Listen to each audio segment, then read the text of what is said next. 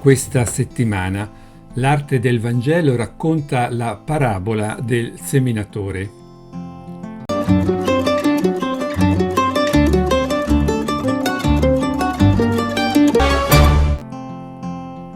Cominciamo con l'opera di Herrad di Landsberg, la parabola del seminatore, nel manoscritto Hortus Deliciarum, risalente al 1180 circa, presso il chiostro di Hohenburg nel Mont Saint-Odile in Francia. In tempi di internet e di gigantesche basi di dati in digitale, dovremmo porre maggiore attenzione ad antiche enciclopedie scritte su fogli di pergamena, come quella di cui ci occupiamo questa settimana. L'Hortus Deliciarum, cioè il Giardino delle Delizie, di cui qui vediamo l'allegoria della filosofia in trono tra le 7 arti liberali. L'Hortus è un'opera straordinaria realizzata tra il 1167 e il 1185. Dunque quasi 20 anni di lavoro assiduo e appassionato.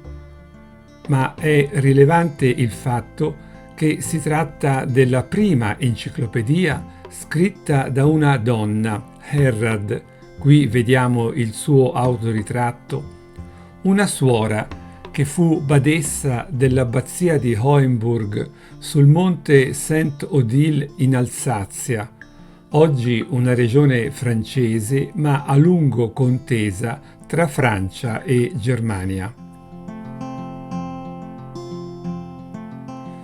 Una donna, Herrad, ha dunque realizzato una meravigliosa enciclopedia miniata, pensata come strumento pedagogico per altre donne, le giovani novizie del convento.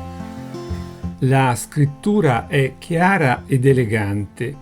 La maggior parte dell'opera è in latino, con glosse in tedesco. Herrad e le sue consorelle si nutrono così di scrittori classici ma anche arabi, ponendosi come un vero compendio della conoscenza del XII secolo.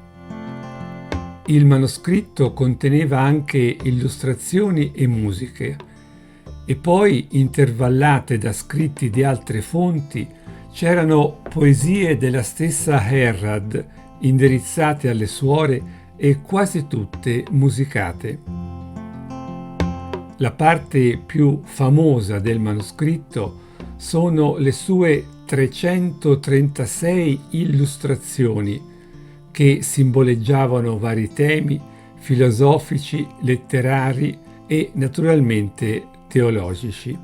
Qui ne vediamo alcuni esempi.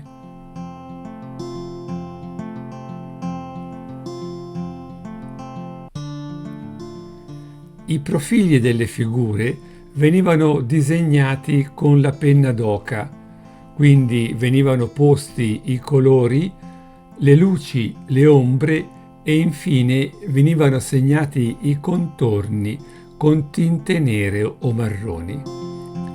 Erano preferiti i colori vivaci, il rosso, l'azzurro, il verde chiaro, il castano e il giallo oro.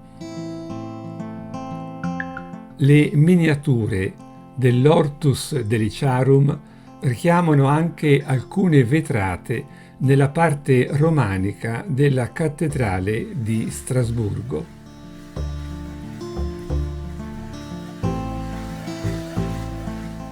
Veniamo all'immagine del seminatore che racconta in modo dettagliato la parabola di questa domenica. L'uomo tiene nel mantello una grande quantità di semi che sparge con generosità e impegno. Alcuni uccelli beccano i semi caduti sulla strada, alcune stentate piantine germogliano sulla pietraia ma presto seccano. Altre fioriscono, ma le spine le soffocano. Altre, infine, cadute in terra buona, producono frutto, sono ben diritte verso il cielo e cariche di grano. Amorevolmente conservato per secoli, il manoscritto fu vittima della guerra franco-prussiana del 1870 per il possesso dell'Alsazia. La biblioteca della chiesa del Temple Neuf, dove tra l'altro aveva studiato il mistico tedesco Meister Eckhart, fu bombardata e distrutta durante l'assedio di Strasburgo. Qui vediamo le rovine in una foto del 1870. Il prezioso frutto di decenni di cura per la bellezza e la vita cancellati, ancora una volta, dalla imbecillità e dalla furia di guerre molteplici, ma tutte inutili stragi.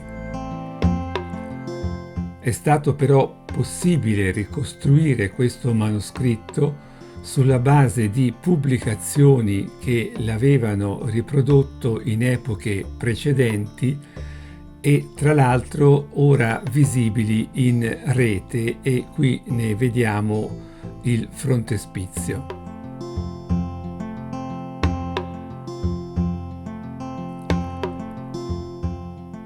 La seconda opera è quella di Peter Bruegel il Vecchio, Parabola del seminatore, un'opera del 1557, un olio su tavola, ora conservato alla Tinken Art Gallery di San Diego in California, Stati Uniti.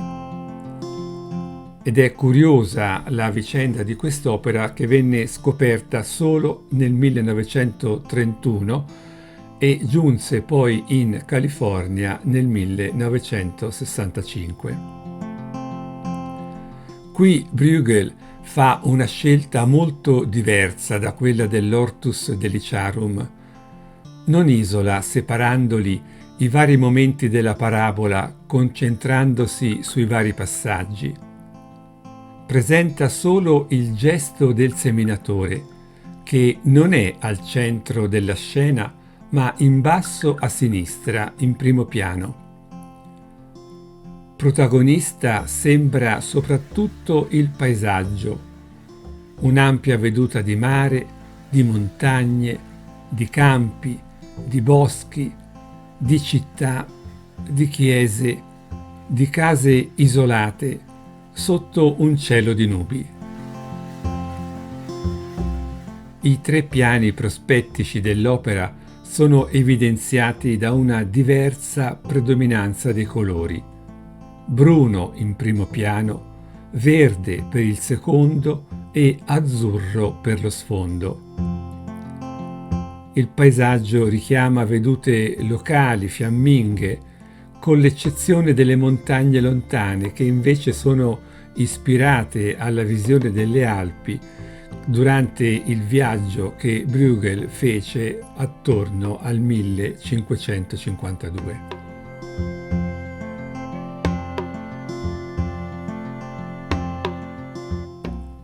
E Bruegel qui ci apre a un'altra possibile interpretazione della parabola.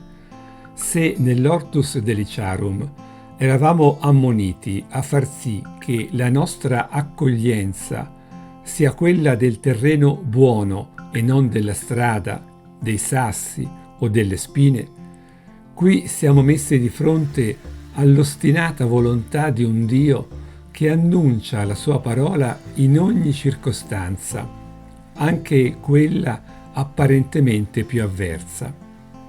Si noti che il seminatore non ha scelto i campi fertili alle sue spalle, ma si inoltra nel terreno incolto e poco accogliente del bosco, dove un albero tagliato esprime sofferenza e sconfitta. È un seminatore che ha ascoltato le parole di Gesù: si ricordi che il brano evangelico comincia con: quel giorno Gesù uscì di casa e sedette in riva al mare. Si radunò attorno a lui tanta folla che egli salì su una barca e si mise a sedere, mentre tutta la folla stava sulla spiaggia. Bruegel si ricorda di questo incipit, tanto che sulla riva destra del mare, in realtà il lago, si vede Gesù sulla barca con una folla che lo ascolta dalla spiaggia. Potremmo dire con Papa Francesco che quella del seminatore è una chiesa in uscita. Puoi leggere questo brano nel Vangelo di Matteo al capitolo 13, versetti 1-9.